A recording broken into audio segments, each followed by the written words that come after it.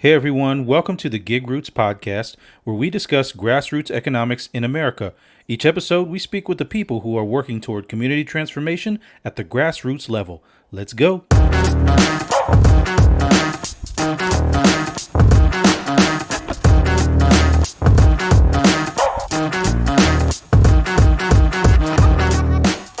Entrepreneur, community leader, changemaker. Attah Obande takes on many roles for the city of Grand Rapids. This includes the roles of immigrant, husband, father, and a black man in America. How does one navigate identity? None of us are simply what others see us as.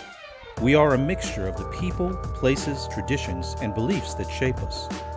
This affects not only the way we see ourselves, but the way we operate in the marketplace. Grassroots entrepreneurship is about navigating the complexity of it all while pursuing an often elusive, multi-faceted American ideal.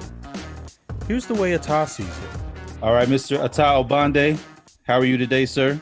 I am doing very well. I'm doing well. How are you doing, sir? Not too bad. Loving this weather that we got right now. Summers in Michigan are the best time. Man, no other place I want to be right now. Man, I'm Well, telling you. maybe after COVID, I might be seeing something different. But it's a beautiful day outside right now. Right, right. So, you and I have known each other for a little while, but we had known each other mostly in passing just because Yeah, we had, crossed paths during various events and that sort of thing. But, we have similar work that we've done right around entrepreneurial development. So, I spent all those years in Chicago working on the South Side. And then meanwhile, you were up here in Grand Rapids developing the Spring GR program. So yeah, we have some, similarities in that respect. But you've also had a unique experience from your end, just from your upbringing and your experience. I mean, having been born in Nigeria, having lived overseas for a time, yeah. and now here in Michigan, in the Absolutely. Midwest. And so, how long have you lived here with your family? It's been 22 years now, man. Can't believe it's been that long. How would you characterize your experience? Wow, that's a loaded question. But it's I mean, not to sound cliche, but to sound cliche, it's been a journey. I mean, really, coming here, I'd say the first 5 years, really trying to learn and understand what it is like to live as a black man in Grand Rapids, and then growing personally and professionally in my career, following those 6 years, working 10 years in banking, so trying to navigate corporate America, and then getting married and raising a family, understanding that, and then moving into the space that I'm in entrepreneurship and leadership, and then trying to navigate that. So it's been a lot of learning. I honestly wouldn't change a thing about it, but yeah, it's been quite the journey. So, give us kind of that snapshot, real quick, of sort of your career and how you've gone. So, you're leading Spring GR, but you spent time in banking. You're an entrepreneur. Just kind of give us an overview. Yeah, so graduated from college. Actually, my goal was to do graphic design and marketing. But at the time I graduated, the economy was just really tanking. And so I knew I wasn't going to get a job in marketing. So at the time I was like, you know what, I'll get into banking. I'll, ride this bad economy wave for a couple of years, get in as a teller because I'm just coming out of college. And then we'll go from there. Well, once I got into banking, turns out I did it well. Got promoted pretty quickly, got into a manager training program, and then became a manager within about 7 months of working at the bank. And so from there, that's where like I really kind of cut my teeth in management and leadership, and worked as a manager managing loans, investments, mortgages, and then just the general, obviously, operation of the bank. So I learned a lot of things. That's where I really started working with small businesses, because part of my role as a manager was bringing in new business, deposits and accounts. And then once, obviously, at a certain level, whether it is of deposits or lending, that's when I would bring in the business banking. But all the initial startup or whatever stuff was me. So that's where I started learning to work with small businesses. It was fun. I developed a lot as a leader in that time, but then I really didn't feel. I say the last 5 years of my banking career, I just wasn't feeling fulfilled. And it was hard getting all these uh, business applications in and seeing all these business plans and denying all kinds of loans and just being like, sorry, man, your business plan isn't good enough, see ya. So when I left banking, I actually lost my job in 2013. Conversations about Spring GR started to happen. I kind of went through about a 3-month soul searching time to figure out what I wanted to do. I just knew I didn't want to go back into banking. So that led me to starting my business, Agua Design Group, a speaking, coaching, consulting business to help people do what they feel are fulfilled to do, or makes them feel fulfilled, I should say. And then started working with Spring GR, and then saw that there was really good alignment with what Spring GR was doing with the mission of my business, which was helping people do what they love. I mean, these people want to start businesses, and so for me, it was a nice change to go from denying loans and just kind of I felt like I was killing people's dreams to now being able to say, hey, your business plan isn't ready, but here's what we can do to help. And so my official title was Director of Business Development. But then once I had that kind of epiphany of killing dreams and now helping people achieve their dreams, I changed my title to Director of Dream Fulfillment. And so now it feels good to be on the other side of the table. Man, I think there's probably a lot of folks that, feel similar to how I feel about the banking industry sometimes, is that like what does end up getting approved when you come through the door? It's just there's so many stipulations, and I think we could touch on a lot of those, especially if you're talking about for minority-owned businesses or folks like that. So there's stuff to talk about there. But talk a little bit more about that dream fulfillment piece with Spring GR. I mean, in your mind, what does dream fulfillment look like? So I've always been I'm big about dreams and chasing after your dream, because it does something for people that it makes them come alive in a different kind of way. And so when you see somebody that has a dream or a vision for something, but then maybe for years has just kind of either put it on the back burner or just has not known what to do, and then you see that switch happen for them where they're like, oh man, like this thing is actually possible. It's just like you see, it feels like this. They're going like this, and all of a sudden that thing just turns, and then all of a sudden it's this. And this doesn't always mean, all kinds of revenues coming into the business or whatever. This just means you can just see a joy, a different kind of showing up in the person. Once that switch turns on, it gives them the confidence to have conversations about things that they might not have done in the past, to go to things that they weren't going to do, to try things that they wouldn't have tried in the past. And so it's just a beautiful thing to see. So the work that we do, while it is helping entrepreneurs start and grow businesses, I think some of the heavier work that we do is really instilling confidence or pulling out confidence in individuals to move them forward. So we know Spring GR, as a program, you guys do entrepreneurship training. See the kids back there. That's all right. It is what it is, man. So you guys do training, you guys do coaching, right? And those are big pieces. You just had your another graduation just last night. Which how many does that mark now for graduations? Say that again. We have what? How many graduations have you had now? Man, so we've been doing we're doing twice a year, and so that would mean this would have been number 13. Number 13, and so that's a lot of people, right? Over these last several years, about over 500 now. Wow. So with those pieces of training and mentoring, your background in the finance industry, there's also a lot to be said about this access to capital piece. Absolutely.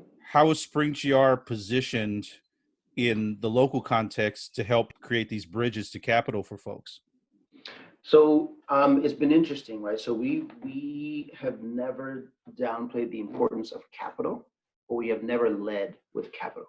And I'll explain why we haven't done that. Because one of the things that I've found, especially in my time in banking, is that people use capital as an excuse not to do anything. And so they might have a business idea or a vision or something. And so they say, oh man, I've got this apple pie making business I'm going to do, man, I can see it. It's going to be awesome. I just need $10,000 to make it work because I want to buy a new oven. I want to buy 50 pans or whatever. I want to buy this, that, and the other thing. And they don't get the $10,000. So they're just kind of like, all right, I'm going to wait until I find the $10,000. So we've never led with it. We give people, we want to give people the foundation, the knowledge, the acumen to be able to move. In fact, the curriculum we use is based on the $100 startup book. $100 startup book says, if all you have was $100, how could you move forward? So how do you Chris Gilbo. Yep. Yeah, good how book. do you peel the onion back to get you started?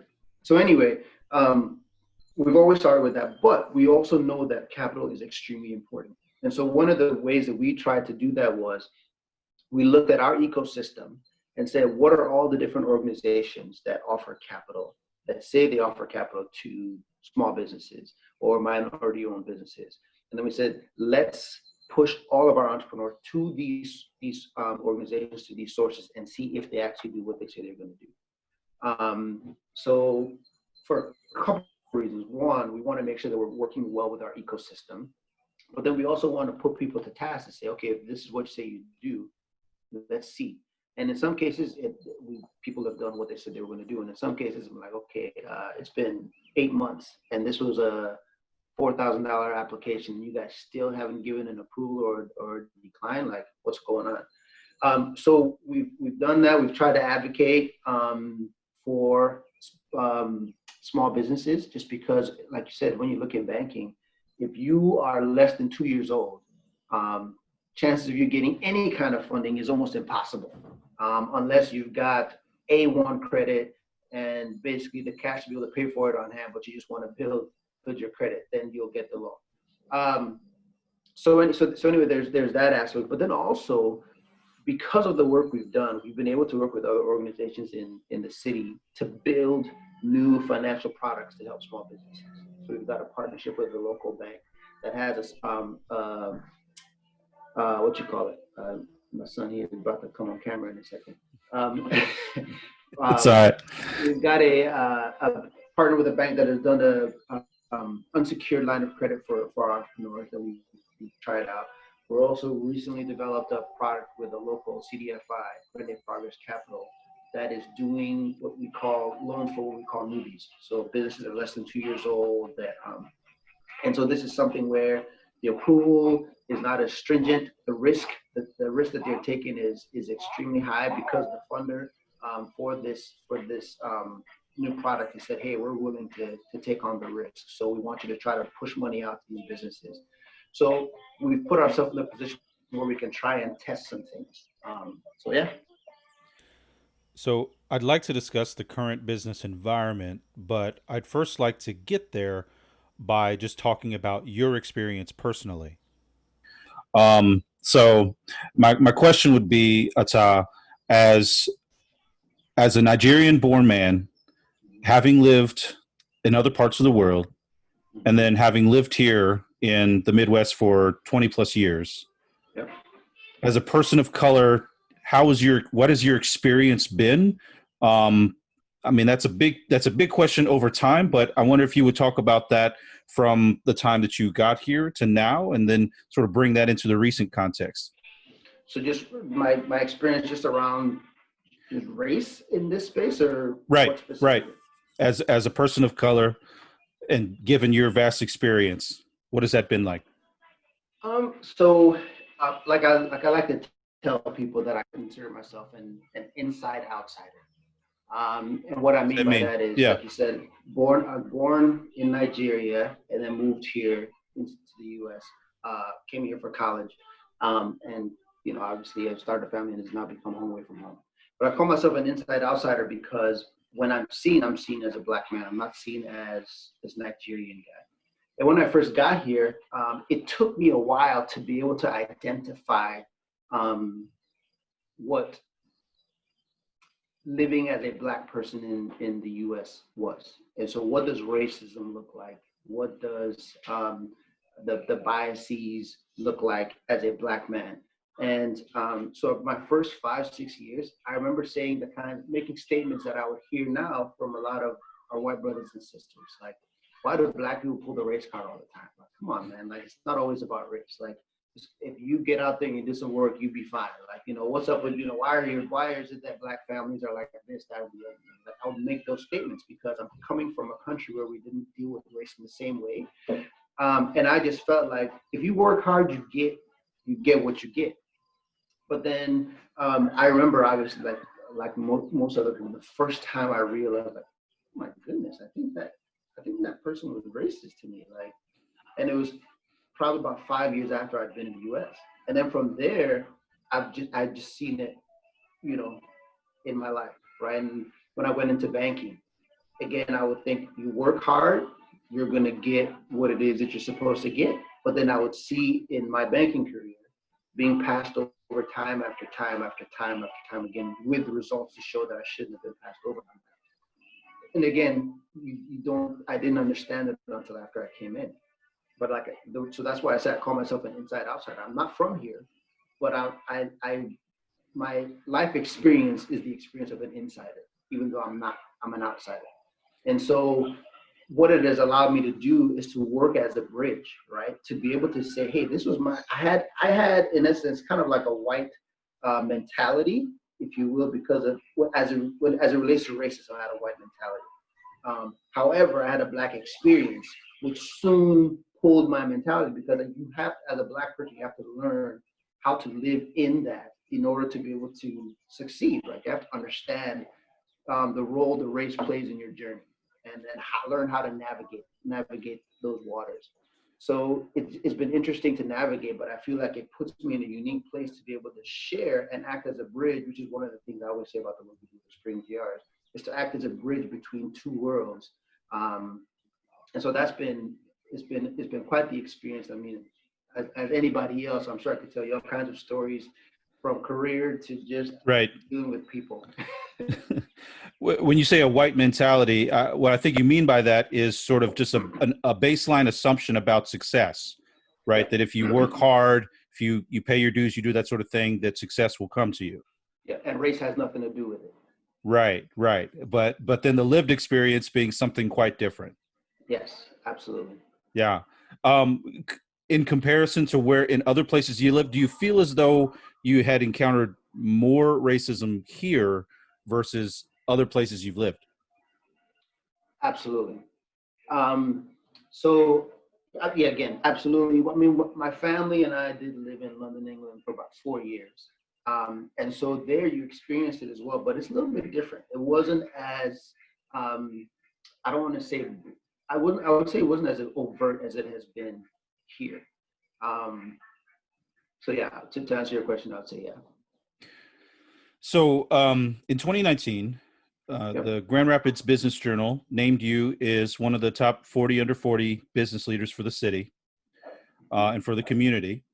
And within that, they also acknowledged a Forbes article that had listed Grand Rapids as one of the worst places economically for African Americans. We know that so much has happened over this past year. 2020 has been a very interesting year in a lot of ways. Mm-hmm. Where are we headed as a city moving forward? So I believe that we are moving forward.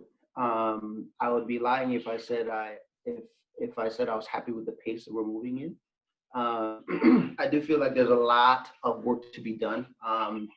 You may have, I'm sure you've been here long enough to hear the phrase West Michigan nice. Right. And so I feel like because of the West Michigan nice, it makes it harder. Then also I think because of how steep the incline is for people of color, I personally feel like it's been hard to build a unifying force to be able to move up that ladder. But we have made significant progress. I feel like we've got a lot of good people in positions of leadership that will help us to continue to move that. I feel like, especially with the events that have happened around the country in the last 2 months, we're bringing attention to a lot of the issues. My hope is that it isn't just like how it's happened in the past, where the conversations start to circle around race, where it happens for, a couple weeks or a month, and then it just dies down and we don't have it again until we have, another string of shootings. Because like I heard someone once say, like, that is a high price to pay to bring awareness, right? Like losing lives in order to be able to have conversation. So my hope is that we can keep the conversation going, because I'm seeing a lot. I'm very, very optimistic and excited for the things that I'm seeing, the conversations that are being had, the people that have reached out to me personally, the people that I know, the people that have told me about people that have reached out to them. So I feel like we're heading in the right direction, because we are having this conversation in the ecosystem as well as in the marketplace. So I believe that we're making progress, but we definitely have a ways to go. Well, that's right. But I think you're right. I mean, holding on to that optimism is what we have to do. But it's just interesting to reflect on, feeling that as though progress is slow and the stakes are very high. Absolutely. Attah, Mr. Attah Obande, thank you so much, brother, for your time. I really appreciate you. I appreciate everything that you're doing here in the city as a leader, as a person, as a husband, as a father, so many different things that I admire about you. Just thank you again for your time. Real quick, just tell everybody where people can find out about you at Spring GR and all the stuff you're involved in. Yeah, I mean, no, thank you. Well, first of all, I just want to say thank you, Ethan, for creating this platform. One of the things, like I've always said from the moment I met you, I can't remember which city it was in, but I remember it was one of the marketplace sessions from CCDA. And I remember the first time hearing you speak and be like, man, this dude just knows how to connect and bring a message.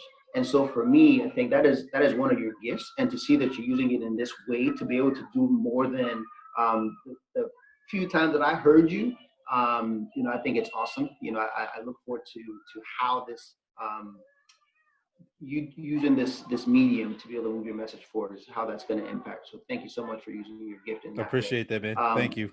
As far as Spring GR, you can find us all online, springgr.com. Look for us there, and for me, I'm on there. You can also check out our social justice sock company, Ineffable Socks, ineffablesocks.com. But yeah, that's it. Anything you need, you'll find there, and you can find me, and I'm happy to connect with anybody.